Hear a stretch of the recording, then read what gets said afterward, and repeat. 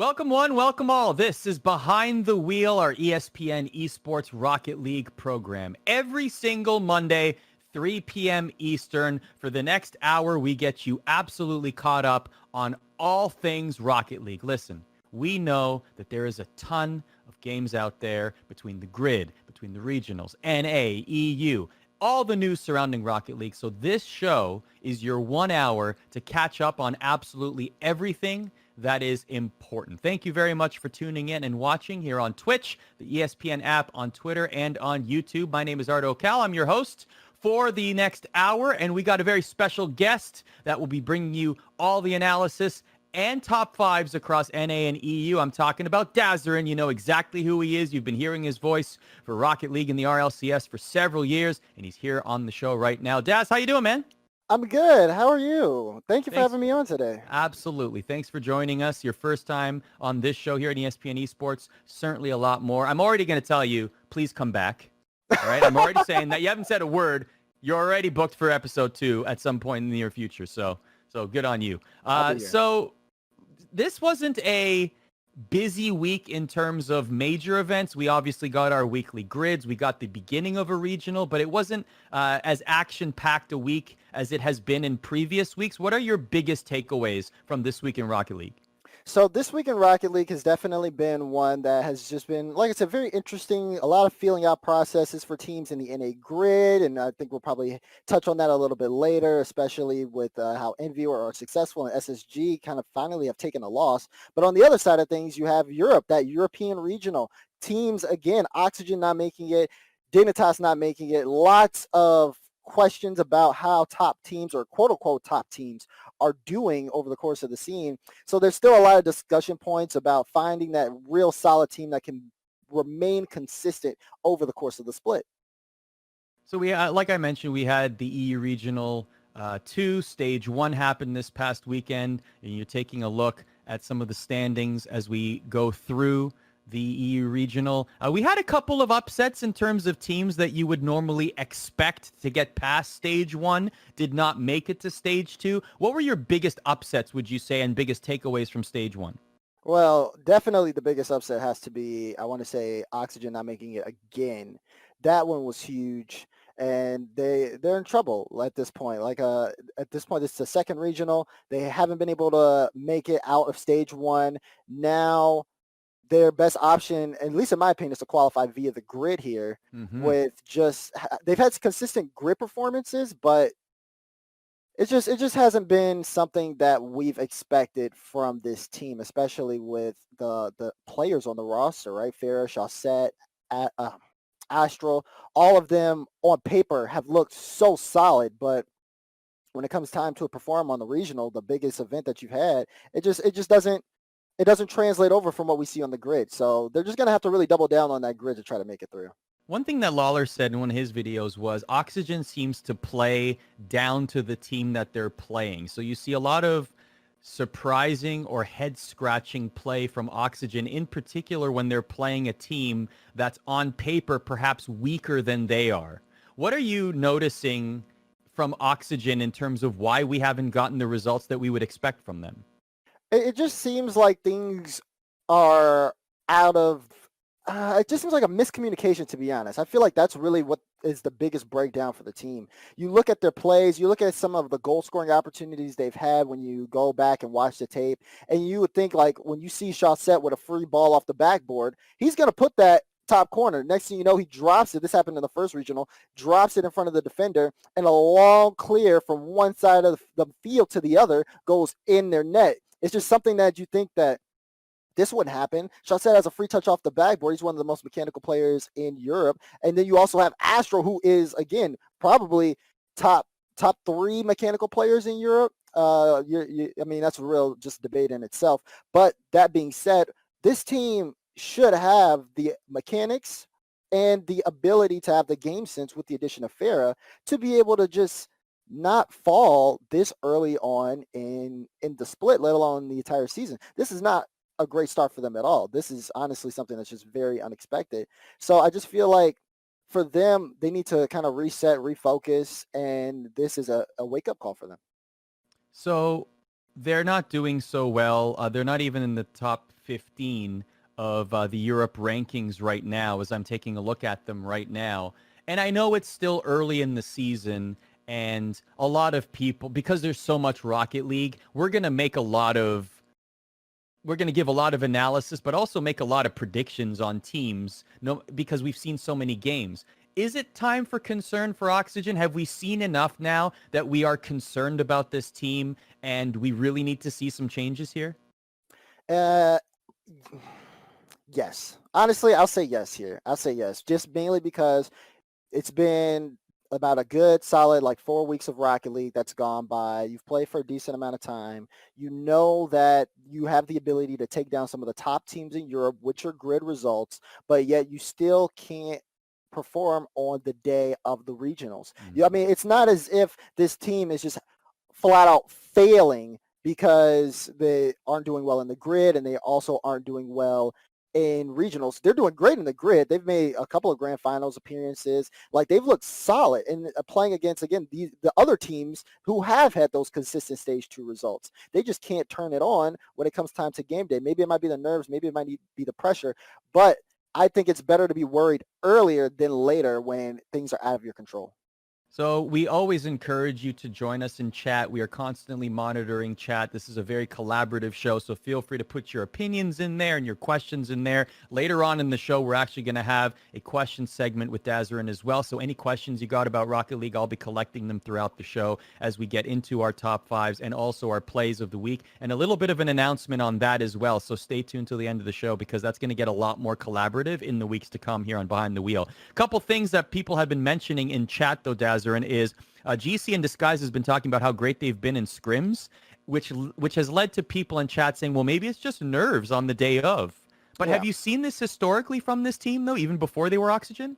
I feel like no. Honestly, I don't think that this team has really like had that struggle, when it was Fruity instead of Astro. Yeah, they were a team that, I mean, made it to the World Championship stage, was looking like the top team in Europe almost a year ago. So it does seem like now that there's just something that's not going correctly for them. And you could talk about like scrims and grid, and I do think that those are important as well. I don't think that you should not look at those. But again, there's just it's all about the setting. It's all about the situation. And I do feel like when it's really time for them to perform, maybe the pressure just gets to them. That might be it. But I do think regardless of it, it's nothing that they should ignore at all. Yeah, the scrim bucks always change in value week over week, right? Sometimes they're way inflated. Other times they're undervalued. You never know. You never know when to spend those scrim bucks. Let's talk about some other teams, though. I mean, Triple Trouble's another one that kind of sticks out. They didn't make it past Group B. They've had some success early in the season. What do you make of that? Oh man, it's really interesting too to put them under a microscope. One of my co-casters for the E-League stream, Stacks, is a huge Triple Trouble fan. He even wore the jersey that day. I even tell Stacks, I'm like, dude, you curse that team because every time he's like big on the Triple Trouble, they always fall short. And it's, again, we saw them. I believe I casted one of the series for them over the course of the weekend too, and it just seemed very sloppy from them when they played up against, I believe it was Game Up was the series that they played. And yeah, they did end up taking the series, but it just didn't look pretty. And I said it on stream that time, and I'll say it again. When it comes down to it, if they can't get their act together when it's time to play against top teams in Europe, those top teams are going to walk all over them. And I just think that's what's going on right now. They need to get their act together because they play Top Blokes, which in my opinion is one of the best teams in the EU right now. And Top Blokes do not, like, the fact that Top Blokes were even in round 5 in Group B was already a conversation of like, okay, this is worrying. They just won the grid maybe 2 days ago. Why are they in this position? But now it does seem like they got their act together in time. But for Triple Trouble, it seems like they're kind of in trouble, in my honest opinion. Blanket Nest, no, we will not only be talking about EU teams, we will also be focusing on NA teams. But I do have a couple more questions or teams that I want to call out. How about Fadeaway? Speaking of Top Blokes, they just 3-0'd them in the group stage, and now Fadeaway, out of nowhere, they've been in one regional event, or they made it through the qualifier.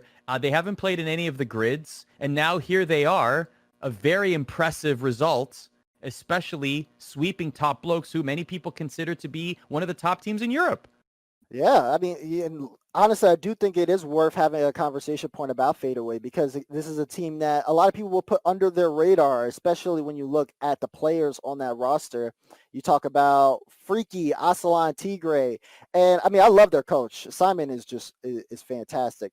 But looking at this roster on paper compared to the rest of that group, you would not have expected them to have the finish that they had. If anything, you would have expected a lot of series to be close. Keep in mind, though, there were some pretty close series, 2 5-game series against Dig and Endpoint, but the top bloke sweep is actually pretty impressive. And I think it's one of those things where probably for top blokes coming into that one, since they don't see fadeaway in the grid, they're not necessarily sure how they're going to play, and they were probably just caught off guard, and they couldn't adapt.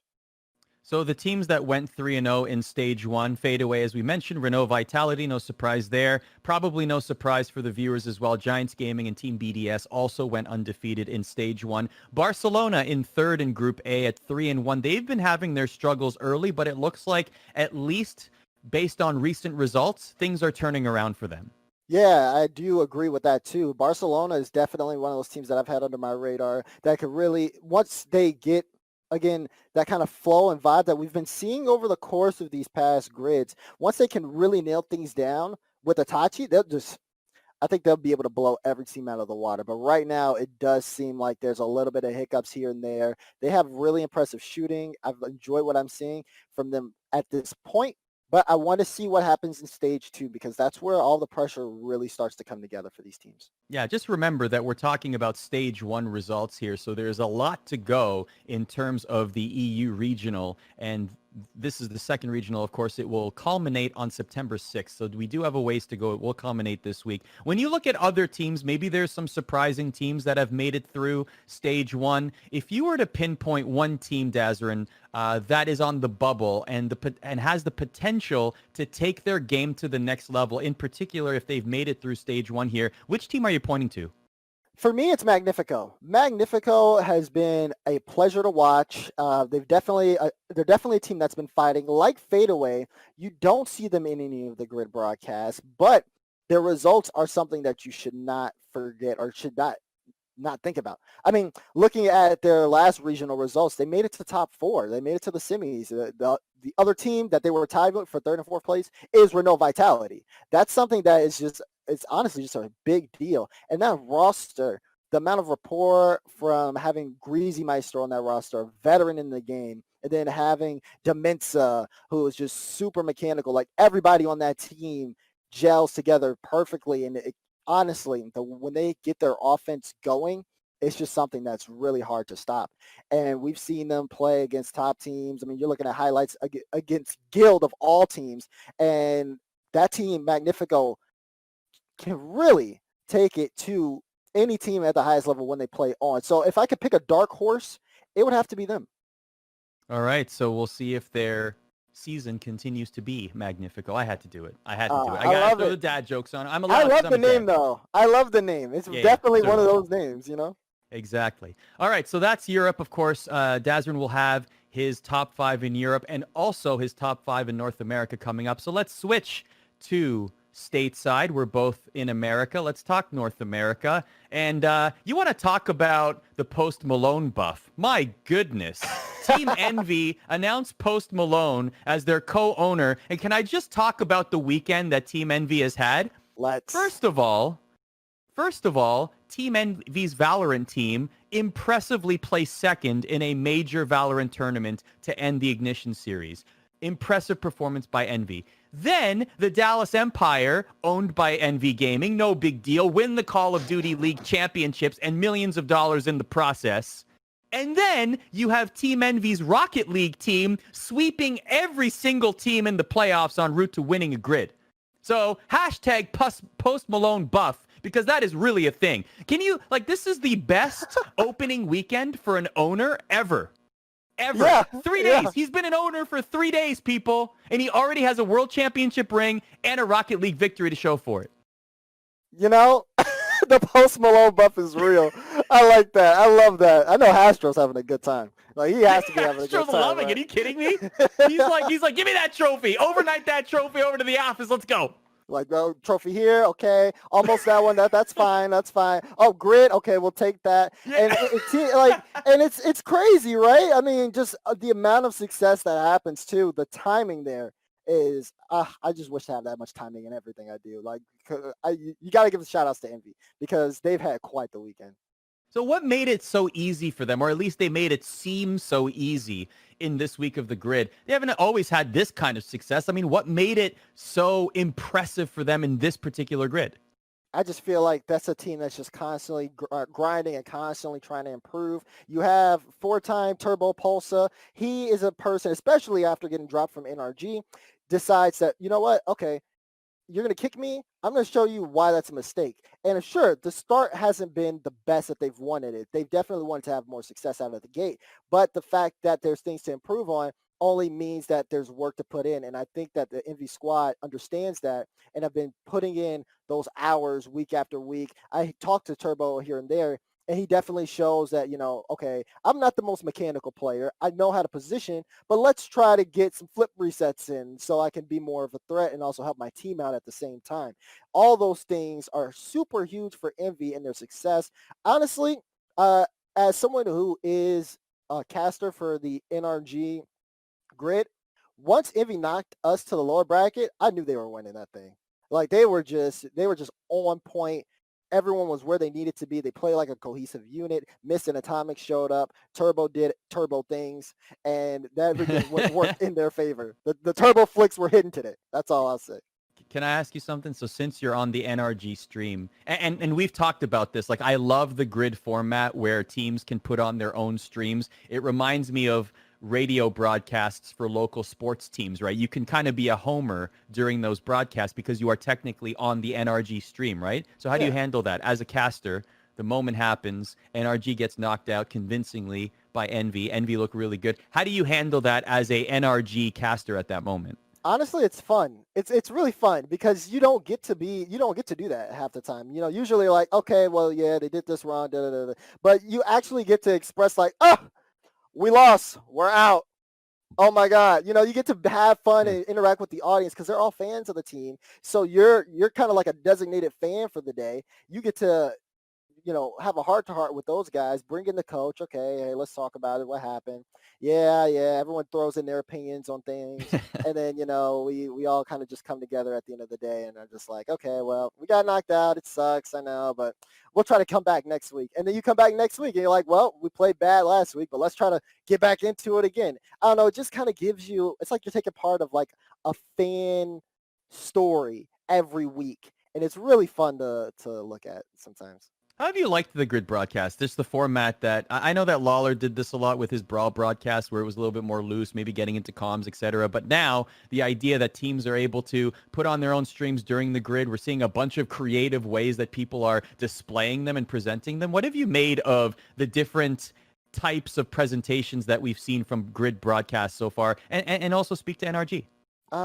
So starting off with NRG, I will say that the amount of work and the amount of effort that they want to put into their grid broadcast is honestly very impressive. I do think that a lot of orgs coming into this were very confused about what they wanted to do. And I'm not saying that that wasn't NRG, but it was just the fact that everyone had this opportunity and they're like, oh, well, we've never really done a Rocket League broadcast. How does that work?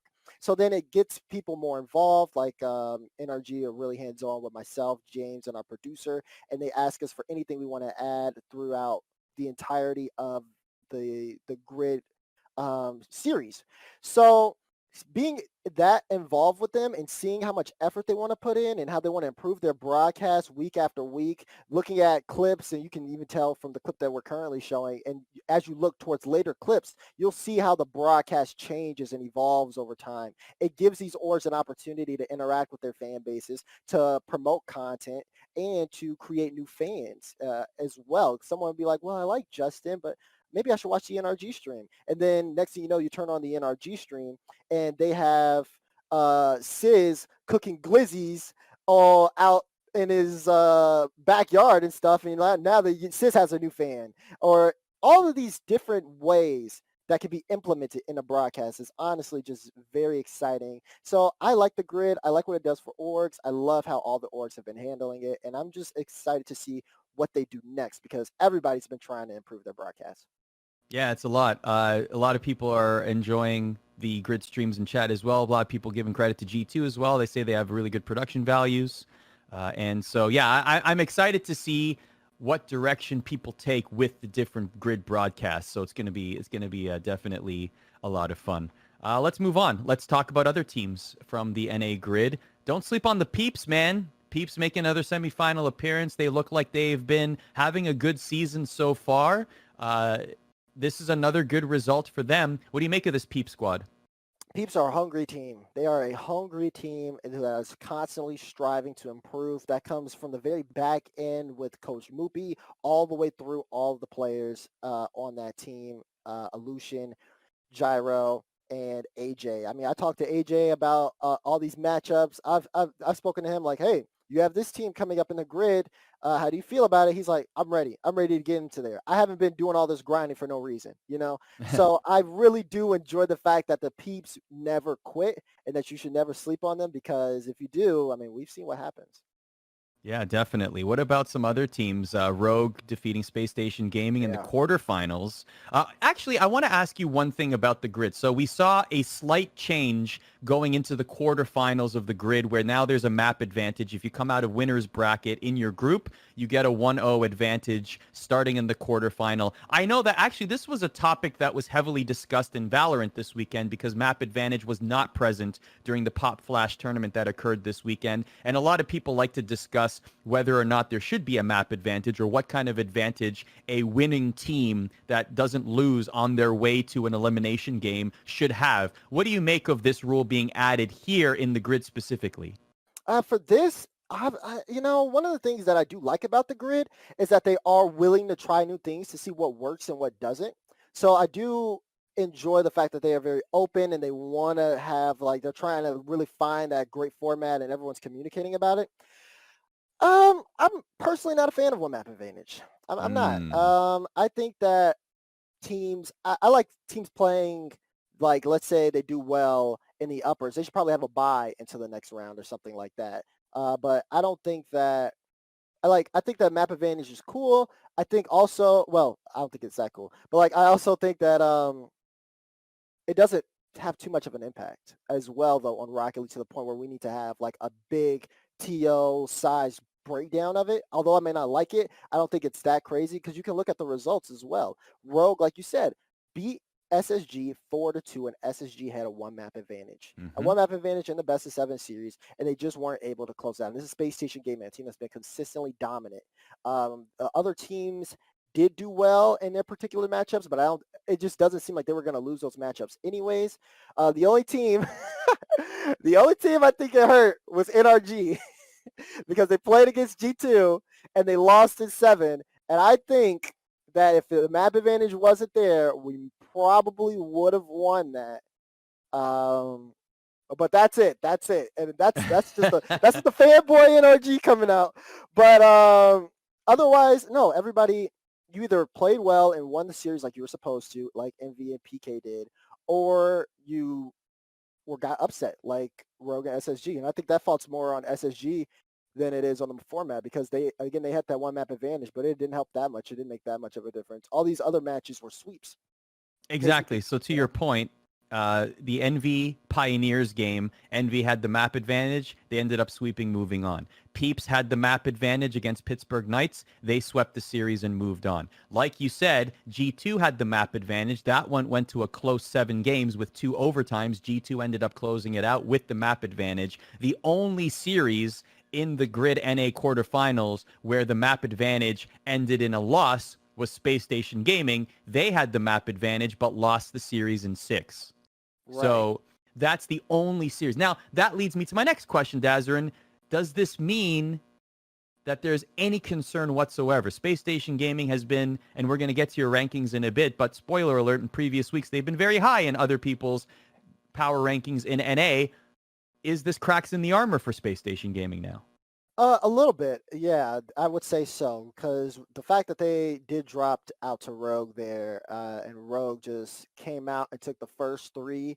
Like if we were going back to the former format and this quarterfinals was a best of five, this would have been just a straight sweep. So they kind of got actually a little bit of an advantage there because they were able to play more games. But it just doesn't seem like SSG were able to adapt. They were shut out a couple games.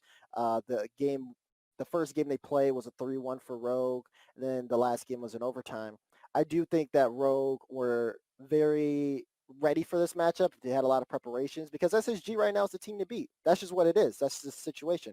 No one can take down this squad. So everyone's looking forward to playing them. I do think for them, it's not the end of the world. I think at this point now, okay, let's refocus. Let's think about something. Whatever we tried this week just didn't work out. So let's go and, look at the tape. But now that they've been beaten, everyone's going to be looking at that Rogue SSG match to try to figure out, okay, what can we do to pick apart this squad? So they have a lot of eyes on them. I think it just gives them more attention, but I don't think it's anything that they can't handle.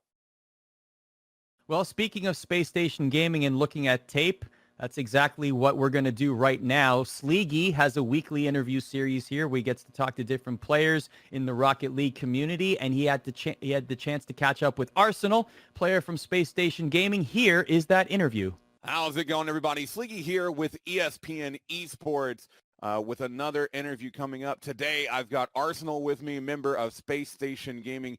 Arsenal, first of all, just thank you so much for sitting down and talking with me this morning. You're welcome. You're welcome. And I'm just going to jump straight into it. And the first thing I kind of had on my mind is, Space Station Gaming's recent performances can't really be described any other way than dominant. I mean, you guys got first place in the opening regional. You get first place in weeks 1 and 3 of the grid. Just consistent performances and even tournaments outside of RLCS like the Astros. And, being such a successful team is obviously going to put a target on your backs. And I wanted to know, first of all, how you sort of deal with the increased pressure of sort of being that team to beat. I mean, me personally, I don't find like the pressure to be that overwhelming. And me personally, I also like the pressure, like being able to like perform and just like when I'm nervous, I feel like I play better compared to when I'm just like, I don't know, I'm just like really confident, I guess. I just start making mistakes and start jumping at stupid balls. But if I'm like nervous, I feel like I can like slow the play down. I have more time to think and I'm just able to perform better. That's actually really interesting. So it sort of means that the better you do and the more pressure there is, it could just lend to you performing better and better even more from that. That's going to be scary for some of the other teams as well coming into this. And, with that as well, we see some changes in the squad. We see Reddles coming in to take over for AXB. And, I was curious, what do you think your defined role is within this team with the new sort of setup, if there even is one?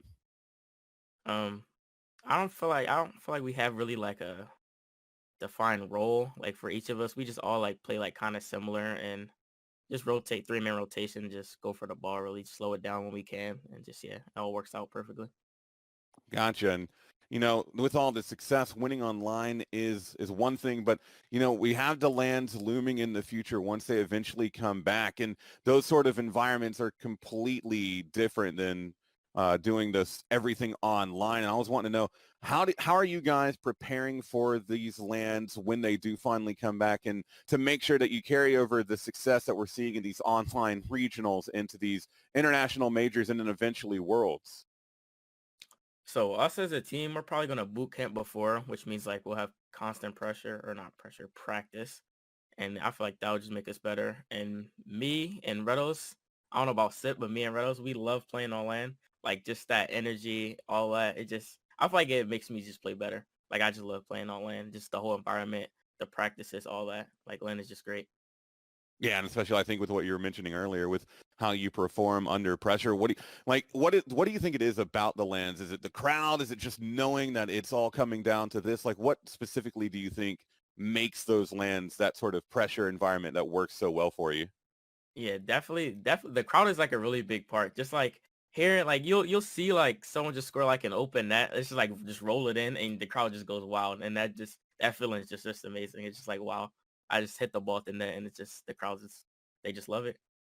Yeah, I definitely could understand like the energy of those sorts of situations can definitely lend a part. I know some people maybe look at the pros down there and like, man, they look so concentrated, but I don't think they realize that, even with all of the gear and sound that y'all got on, there's no ignoring the sound when something incredible happens. Yeah.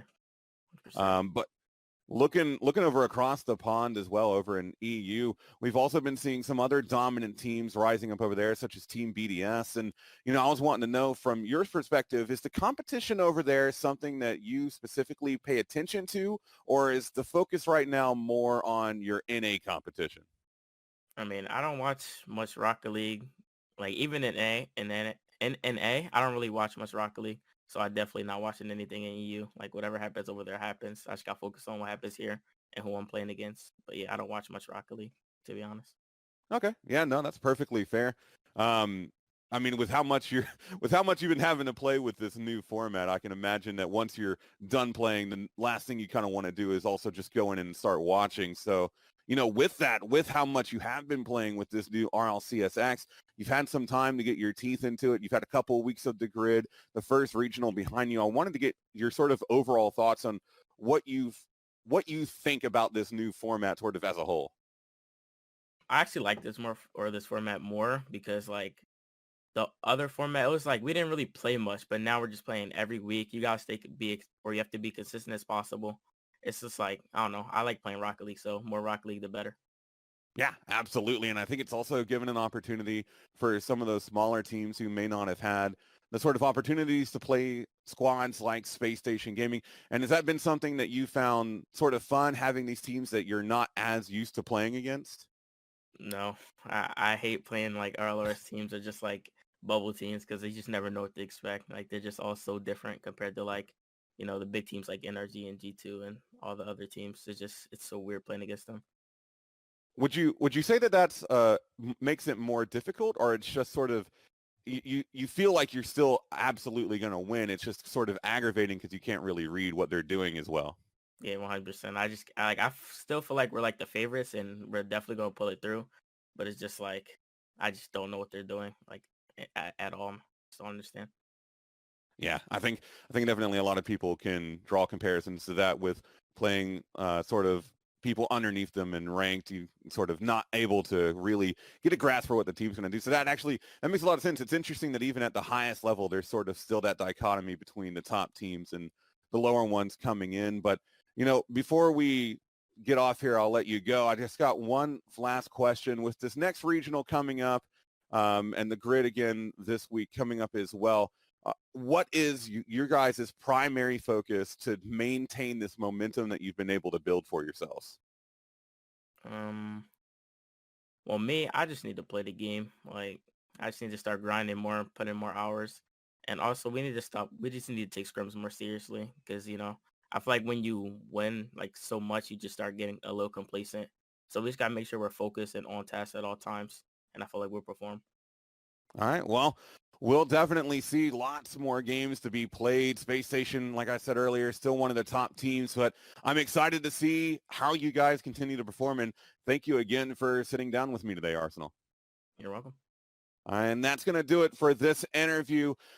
Arsenal again with Space Station Gaming. Be sure to continue to check back here as we get more and more interviews in the future. And leave your comments of stuff that you would want to hear from pros as well. I mean, we take everything in, but as for that, that's going to do it for this interview. Thank you guys so much for watching, and we'll see you on the next one.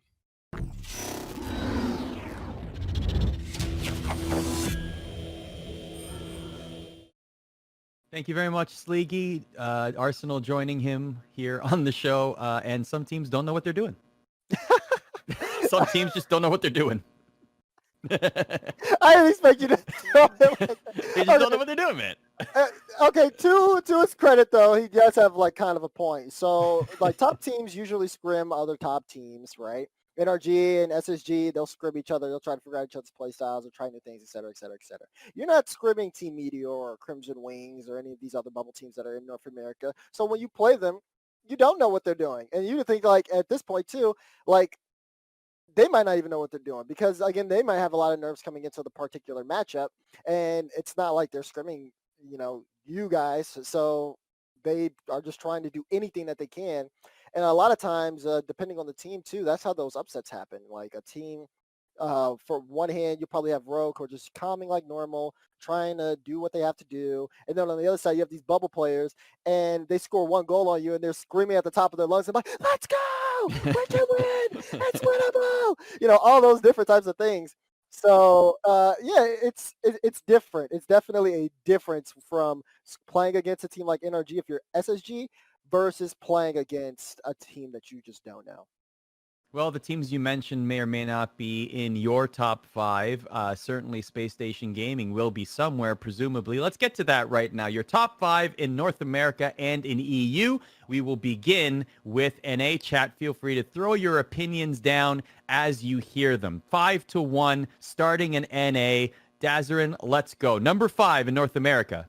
So number 5 is the Peeps. I love the Peeps. Don't sleep on the Peeps. Make sure to not do that, please. The Peeps have been a team that has been constantly improving over time. They went from having terrible performances in the grid to doing really well in the first regional, making the semifinals, and then now in that final grid that we talked about it earlier, last week, they ended up going to the semifinals again. This is a team that is consistently improving over time, and I just feel like you just have to recognize that at some point, because if they continue to play as consistently as they are, then, I mean, I don't know if there's a team that might be able to adjust to them.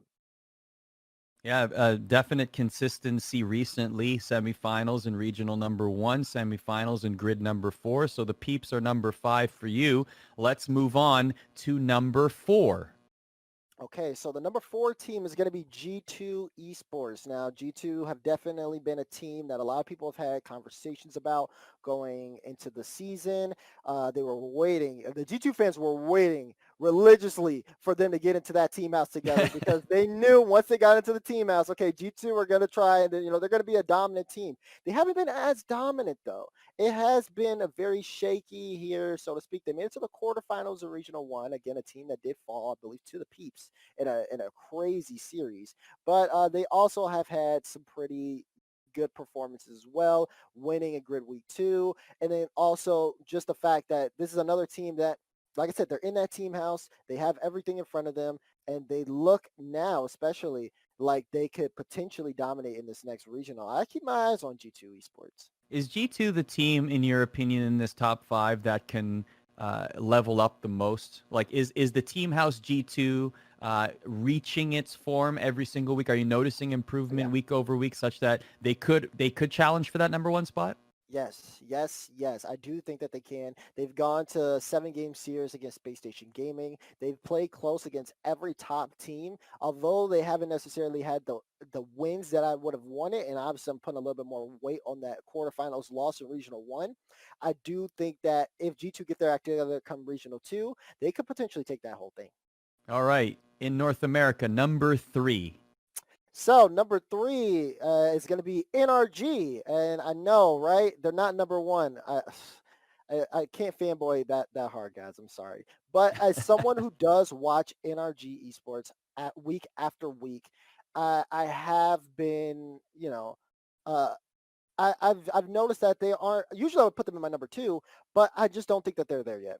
One of the notes even you guys have down is they haven't won a tournament since your guys' ESPN Rocket League Invitational. Mm-hmm. And they've done pretty decently in the grid. They've made quarterfinal appearances. They've made semifinals appearances, and even going into that second place spot in the first regional.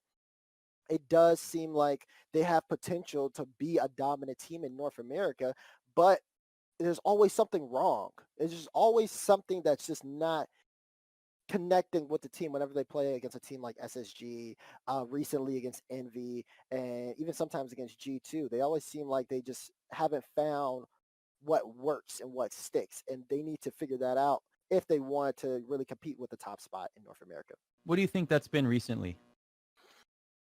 Man, it's always something different. It's just always something different. Like I said, from watching those grid streams, it's always something different. First week, they got they got taken out first round. It was kickoff goals. It was just not good shot accuracy. They improved on that a little bit. But I think now, at this particular moment in time, It has to be just like communication and keeping offensive pressure, and Mm. then a little bit more of shot accuracy as well. Me and you can ask even James about this. Like we've seen them have so many good opportunities. They move the ball all the way downfield, but when it's time to shoot, that ball doesn't go into the net. And then me and James are sitting here trying not to do backflips in our chair because we just want them to score so we can be happy, but they don't score goals. So it does get a little bit frustrating. But they're growing. They're growing. So I'm giving them the benefit of the doubt and putting them at 3 here. Rowdy the Pro in chat says NRG is lacking consistency, which is, I guess there have been instances in the past where we've seen this similar thing where they, the great story of them finally winning, etc. But then since then, we've seen those flashes of inconsistencies, and that's continuing here. But I guess maybe they get more harshly criticized simply because of the pedigree that they have. Yeah. And maybe they will always be held to perhaps a little bit of a higher standard than other teams on this list, even right now. Yep. Yeah, I can 100% agree with that statement because you look at the roster and you're just like, this roster's supposed to be great. It's Garrett G, the most consistent player in North America. They finally won a world championship. Justin, the most mechanical. This is Rocket League kid who scored the goal in 0 seconds. Like he's the clutch player. And I'm speaking from a fanboy perspective, by the way, guys. That's not professional Dad's opinion. That's just the fanboys. But the squishy fans, I mean, that's the biggest fan base I have seen. They will ride or die for that, man. And again, they see all these players that they like on a team together, and they're like, this team should just be winning everything. So why aren't they winning everything? And it's just so many eyes under that team. They're under a lot of pressure week after week. I'm glad that they have a good time together. I'm glad this is their coach because, again, he's able to really get that vibe going for them, and he just knows what he's talking about. So I think that all in all, the team does get harshly criticized. Yes. And Scrumptious Biscuits has a good point, too. All I'm saying is they have lost to Space Station Gaming and G2 every time this season. Season's still young. Of course, we still got many splits to go, many events to go. But that is the fact in terms of what we have seen so far. So let's move on to number 2. Who do you got there? So number 2 is going to be Team Envy. Again, that dominant win on the grid cannot go unnoticed. It was really close here between Envy and NRG. I was really debating on which one. But after that grid win and after they took down NRG, it completely just took everything.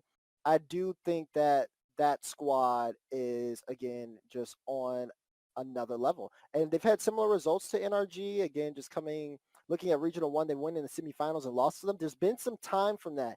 And really a big point of these top 5s is who's at the top right now. And the fact that NRG are starting to fall off a little bit and the fact that Envy are dominating and taking into account Regional 1 results, I just think that Envy right now, if those two teams were to play in Regional 1 or Regional 2, Envy takes that matchup. So I got to go with them. I wonder where they would have been if not for that dominating grid victory.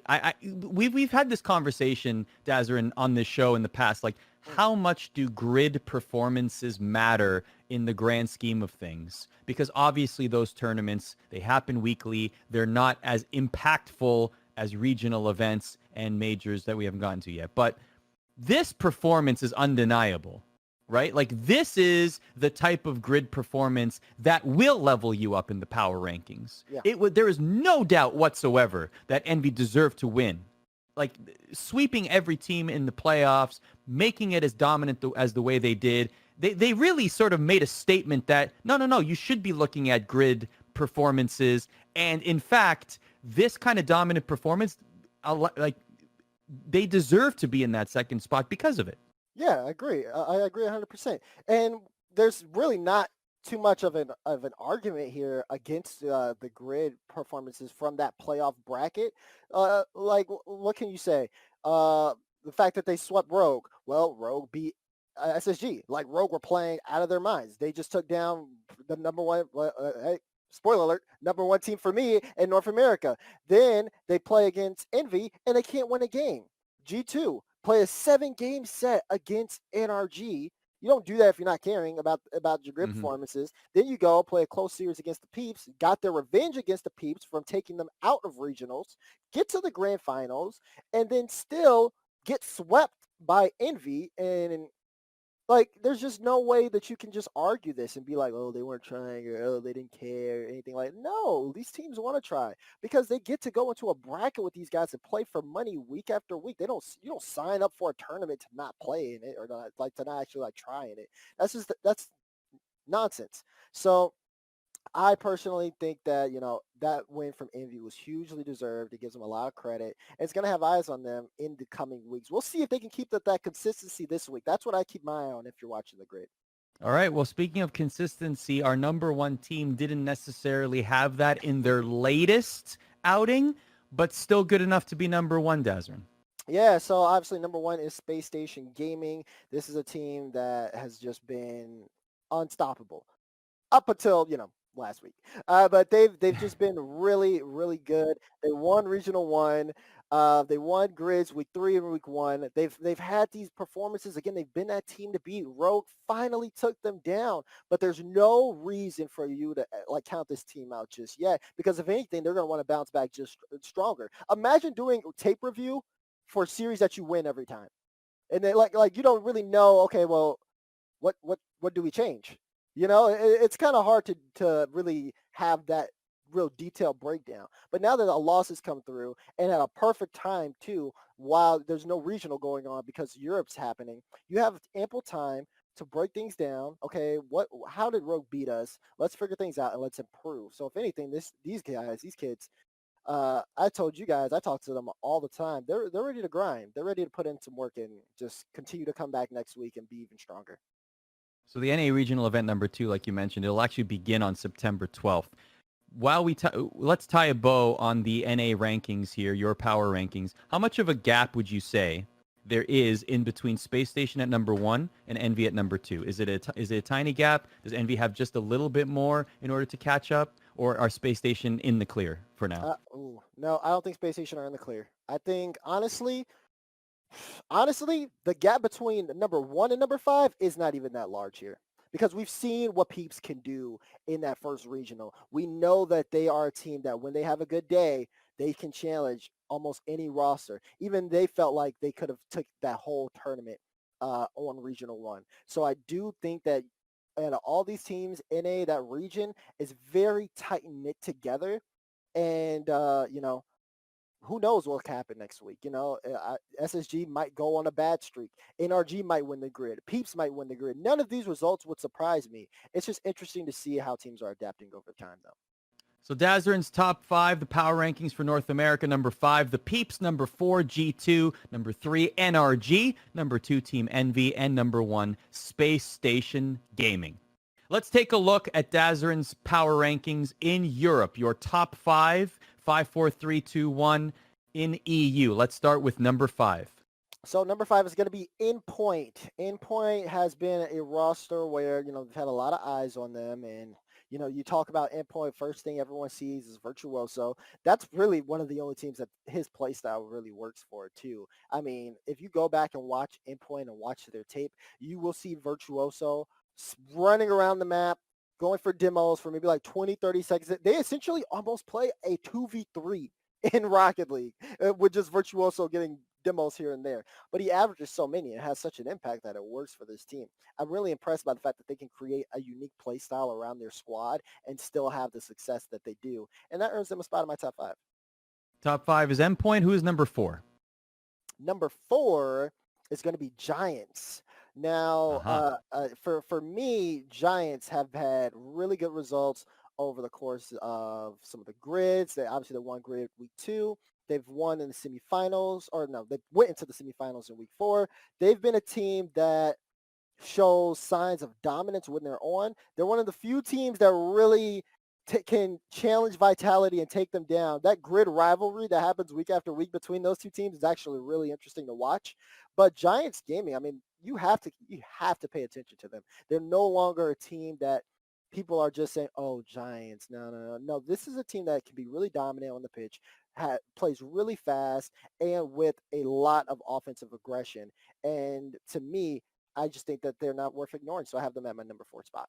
They won the grid in week 2. They were semifinals in the grid in week 4. So very good showing so far from the Vodafone Giants. What about number 3? Who's in the middle for you? I'd probably say number 3 is going to be Vitality. I have Vitality at number 3. And honestly, Vitality and NRG are kind of one and the same to me, in my opinion. I do think that Vitality has that same kind of microscope under them as NRG. And I do think Vitality are not playing up to their capabilities. We've seen this team be able to dominate. They used to be undisputed number 1 team in Europe. But I do think after recent results, they've been kind of on the downfall. They haven't been doing as well. They've been taking losses to some of these other teams that are really starting to show up. And for me, at this present moment, I think that they could do better. So I have them at 3. All right, Daz, we got 5, 4, and 3. Tell us now, number 2, which team is it?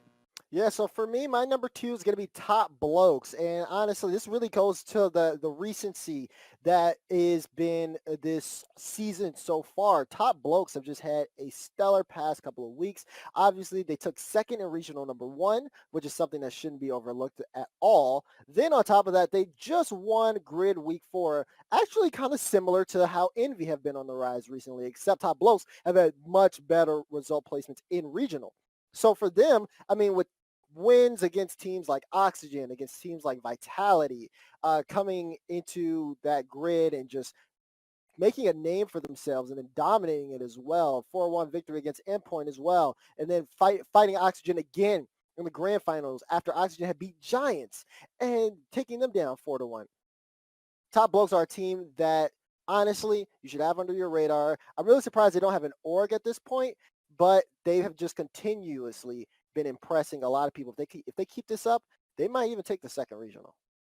I got to say, like, if there's one team that I've really been keeping an eye on in EU in terms of leveling up and being a top contending team, it has definitely been Top Blokes. Archie has shown flashes of brilliance this season. I mean, he is somebody that is like catapulted his name value when he doesn't have tech issues or dealing with whatever he's dealing through tournaments. When he's been able to play, he has been lights out in many situations. And like you said, I really wonder if a major org is already looking at this team and saying, actually, maybe you should come play for us.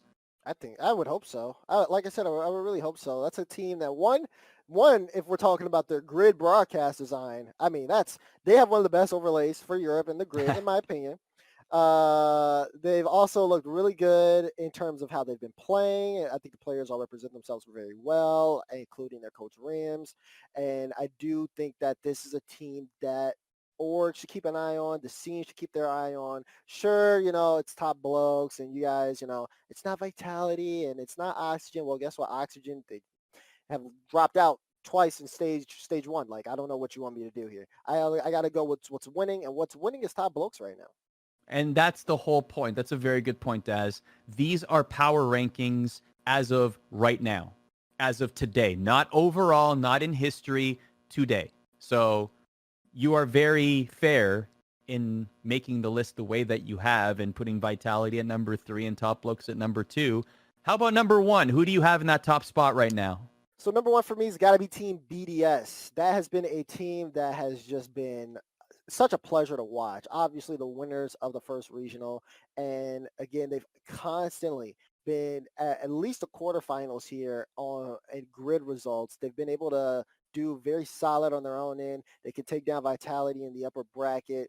They have lost out to teams like Oxygen in playoffs, and sometimes the playoff runs just aren't as strong, but you definitely have to look at that. You have to look at how they've been doing over the course of stage 1, 2 for regional number 2, as I believe they were one of the top teams to qualify. It was just a breeze for BDS so far. They've been consistently dominant, although the grid results don't really come through as well. What matters is the regionals, and that's where they are impressing. That's what they seem like they're going to continue to do. They also have really cool grid overlays. But for me, that's the team that has the hot hand right now in Europe. I think that's the team to beat if you want to have a shot at taking the regional 2. By the way, grid overlays is actually the number 1 consideration in putting together the power rankings. So the better your overlays are in your grid stream, the higher position you get in the power rankings. Yep. That's a little secret there. So now we've sort of pulled the curtain a little bit, breaking down the fourth wall. This is interesting in all seriousness.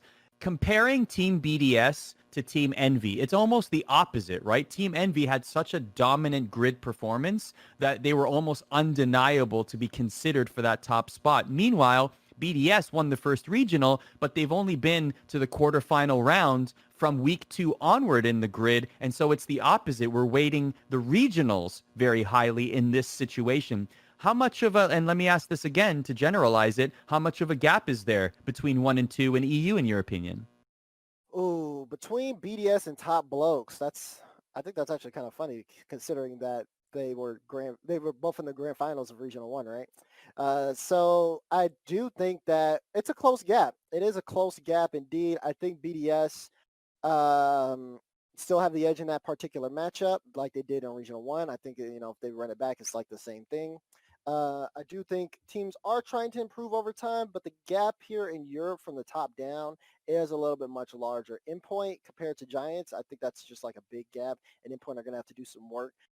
Also as well, although not mentioned in the top 5, Barca has been improving. It was really between Endpoint and Barca for that number 5 spot. And I think that if Barca makes the improvements, then they can shoot straight up into the top 3 if they have a good regional and if they can like really start dominating in those grid runs too. But Europe, not as close as North America. North America in the top half is definitely more tight knit together. I do think that once teams really get going and can find their groove, like we're starting to see Team Liquid do, then I think that's when the gap will close.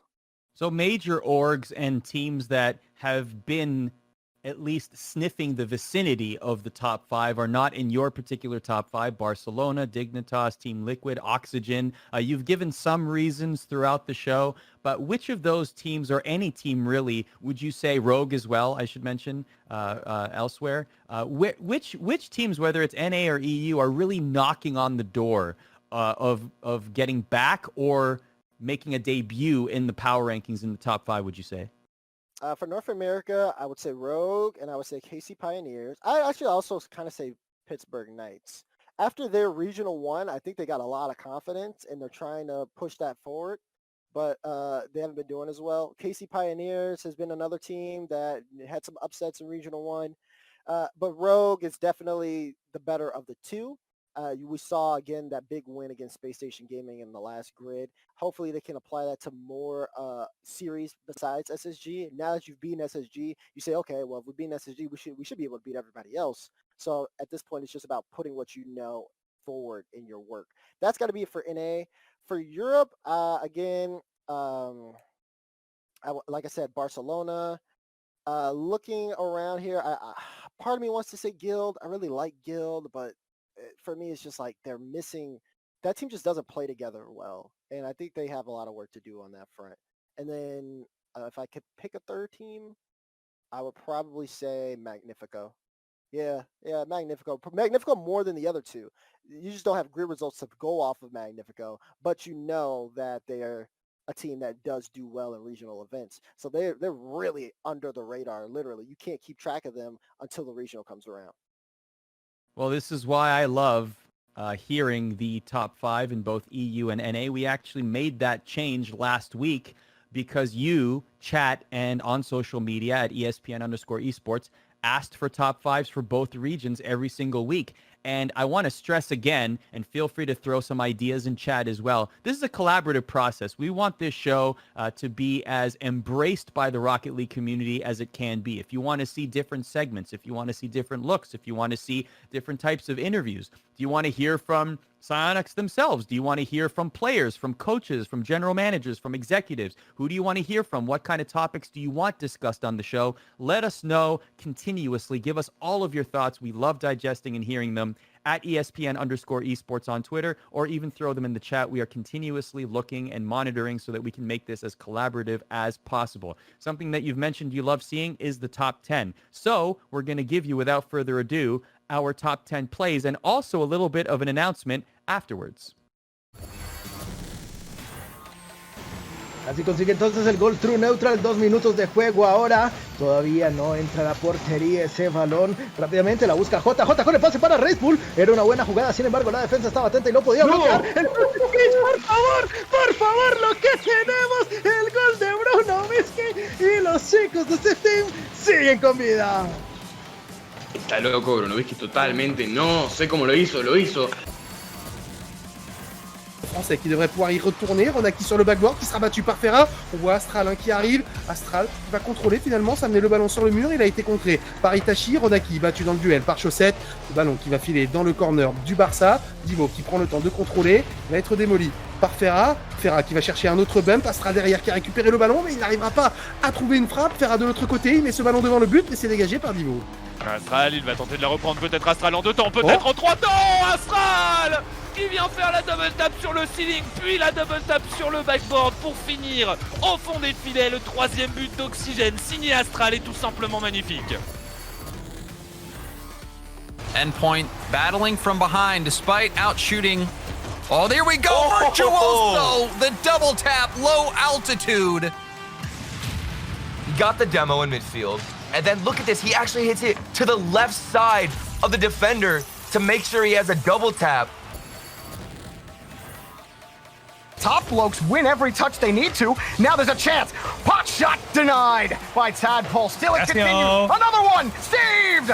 Where's another shot for Top blokes? Calix stops it for now, but the pass is Archie's. Denied again around the corner. Uh-oh, Flame. It's good. 0 seconds and Top blokes take down Triple Trouble. Oh my goodness, opportunity after opportunity for Top blokes. 1, 2, 3, finally. Slow things down for GQ. Some tough bounces. 30 seconds as the ball is off the backboard. Rizzo's last. Yes, plays it over. Gets another good challenge. Off the corner. Is anyone up? It's Squishy shot. Almost in. It's J-Nap with the stop. J-Nap's a huge save now off the ceiling. Chasing it down. Squishy can't get there. This one. How does this go in? Off the ceiling. Cut down. Now Ferry will lob this to the middle. Alpha. Slow play, lob towards net. Gets it around. Wow. How did he get this second touch? It completely catches Speed off guard. That's gorgeous. Alpha in the 1v2. And that was at the end of his flip. He just clipped it a second time. AXB with a 50 sends it in front of net. Squishy to Justin. Justin. Flip reset. What on earth? Is he even human? Flip reset goal from Justin. Look at this. Doesn't he? First touch is the flip reset, and immediately. Trying again. Does bump one out, and Greasy actually gives it right back to Arju, who had boost as well. He grabbed it off the side. What does he have to work with? Flip reset over. Oh no! Arju, are you serious? Ba-bam!